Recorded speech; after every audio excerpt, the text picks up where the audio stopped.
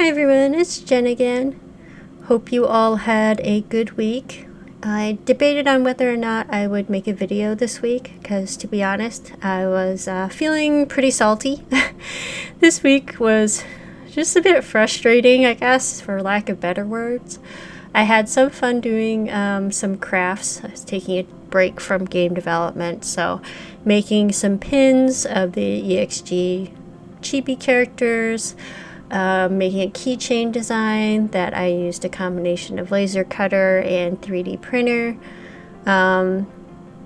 making some heat transfers with some glitter vinyl. That was all like kind of new and pretty fun to experiment with. I'm thinking I'm going to try some sublimation printing pretty soon, but I might hold off because I've kind of gotten back into development again. And I should probably give my wallet a little bit of rest. It's been hot here. There was a heat wave, heat advisory this past week. So I'm not sure if that's part of why I was just feeling kind of lethargic and a little like irritable. I did have my phone stolen from me while I was at work, so there was probably a good 3 days where I was just having a lot of anxiety and frustration and dealing with getting my phone situation, I guess, secured. Yeah, I sound tired. I think I'm not like physically or even mentally tired. I'm just like feeling weary of life. That's kind of how my attitude was this week. Just, I wouldn't say like even depressed. I don't feel like desperation or kind of like that kind of crippling inability to act that I feel like is associated with depression. It's more just like a salty mood. I can't really describe it any other way because I'm sort of resigned to things are the way they are. Things happen the way they happen, and a lot of times these things happen and there's not a whole lot that you can do, even in hindsight, to avoid, like, as far as like getting my phone stolen from me while I was at work. I could try not to leave my phone unattended, but I am the type of absent-minded person that is gonna just put my phone down on my desk at times. Being that, it was a large phone and it didn't really fit in my pocket without falling out most of the time. I just blame women's fashion for having shallow pockets, unfunctional pockets. So I did buy a strap for my new phone so that I could try to keep it tethered to myself at all times, but I also do kind of poorly with having things on me. Maybe a sensory issue.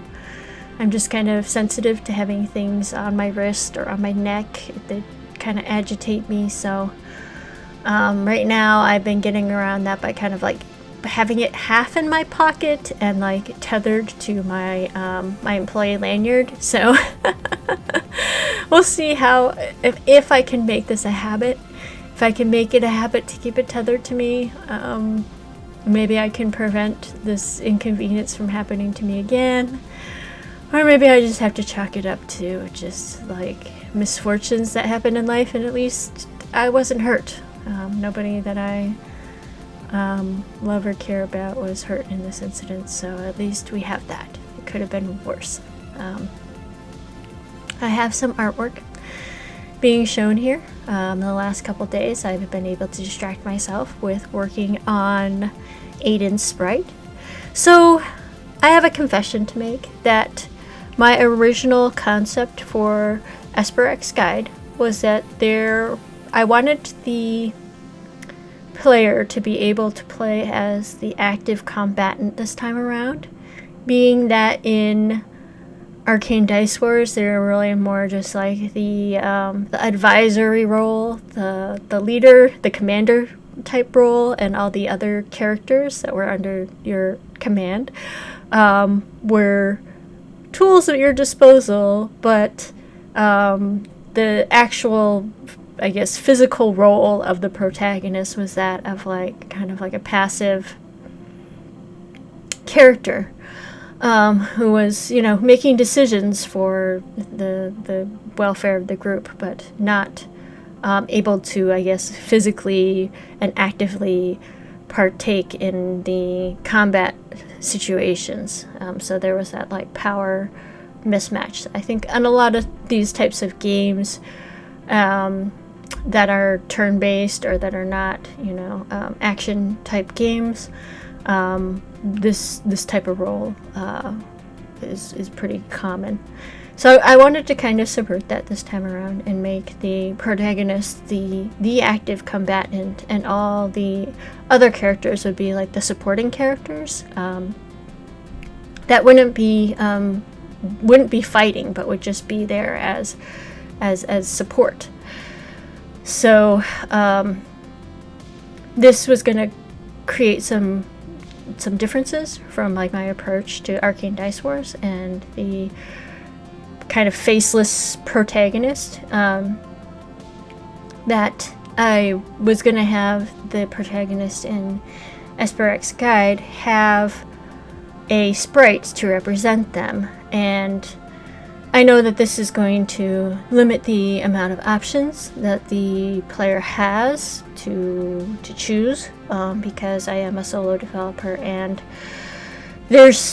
these games are pretty asset heavy because of the animation and everything, that having a lot of customizable choices just doesn't really seem like a sustainable way for me to use my time.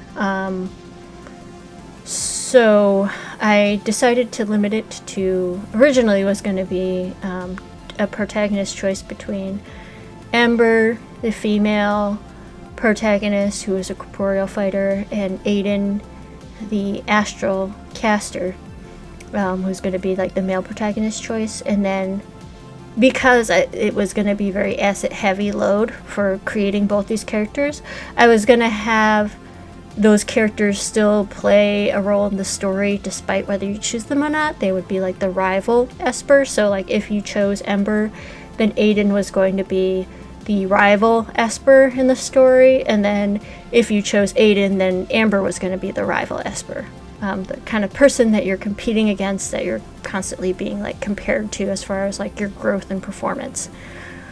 And that was my original plan. And then when I was working on the game for Otome Jam, I decided that I was going to, I think I was just second guessing my vision, that like, oh, I have the object classes in place to have the protagonist be choosable. I have voice lines in place, so when I wrote the voice lines for the voice actors, they had variants of the voice lines that would both address Ember or Aiden, assuming that the protagonist was going to be choosable. And then somewhere when I was getting ready for Otome Jam and moving from the combat, the initial combat, I was second guessing my scope and thinking that maybe it was too much. And I was thinking of my experience with Soul Labyrinth, that I really got burnt out after implementing the second protagonist, because it was like I was rewriting the entire story a second time, and my stories are pretty wordy. Even Villain's Heart, that was like supposed to be like a small side game, was still over 100,000 words. And so I was thinking, well, it might not seem like a lot to add this secondary protagonist now at the beginning of the game, but is this going to be sustainable? And I thought maybe it won't be sustainable. So I decided to go with just Ember. And then I did have somebody reach out to me in email. And it was a very like cordial and polite, just a comment that was saying that, you know, that they had thought that Aiden was going to be a selectable protagonist, and that was disappointing.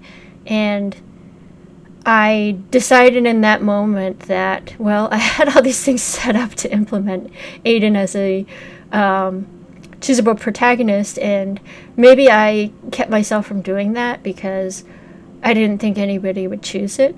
But knowing even that one person would choose the the other option would be enough to motivate me to implement that thing that I had originally planned on. So I don't think that is going to be as much extra work that I got myself trapped in with Soul Labyrinth, because the protagonists are not two completely different characters. They're still going to be just largely shaped by the player choice.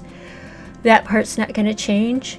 They're going to be pretty interchangeable too, as far as their role as the rival. So there will be some unique dialogue that will be Aiden specific or Amber specific, but I would say probably 90% of the lines are going to be interchangeable.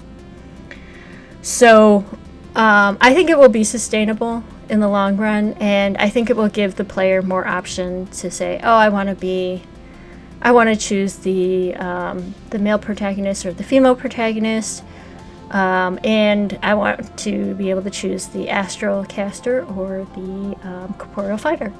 So you can still build the character's stats, like you could build Ember to be have a higher astral stat, but her growth is always going to be slower in that regards than in Aiden's case, because that's his natural inclination, as well as her natural aptitude is in corporeal arts. So it will give the player a little bit different experience on the combat front as well. So those are my thoughts for this week. Looking forward to developing it further, because I feel like it's just kind of finishing off what I started, because there's all the base work to have Aiden as a choosable protagonist is there. I just have to probably put in an extra maybe month. I don't even think a month. I think I'll be able to probably implement him in a couple weeks. I've already started on the assets, as you can see. So yeah, I think that probably mid-July is when I'll be able to release it. And I have some copy edits as well that I'd like to include in that. So I have a clear plan, at least for the rest of the month. And then I was planning on taking a break anyways from development, and was going to release the next update as far as like progressing the game in August. Probably my only plans that really changed is that I think I'm done making crafts for right now. I think I'm going to put on hold my my attempts for like maybe doing the sublimation printing to be like my next wave of like just crafty things I feel like doing. And I was thinking about maybe participating in Art Fight again this year, but I think I'm just going to pass on that and keep focusing on the game development, because yeah, it's just kind of what I feel like doing right now. All right, here's to this upcoming week. I hope it's going to be a little bit cooler, and I feel like I can go in with a little bit better attitude. At least that's how I'm feeling today. We'll see if I can wake up on the right side of the bed tomorrow. Okay, take care. Hope you have a good rest of your weekend, and as always, don't forget to enjoy the process. Bye now.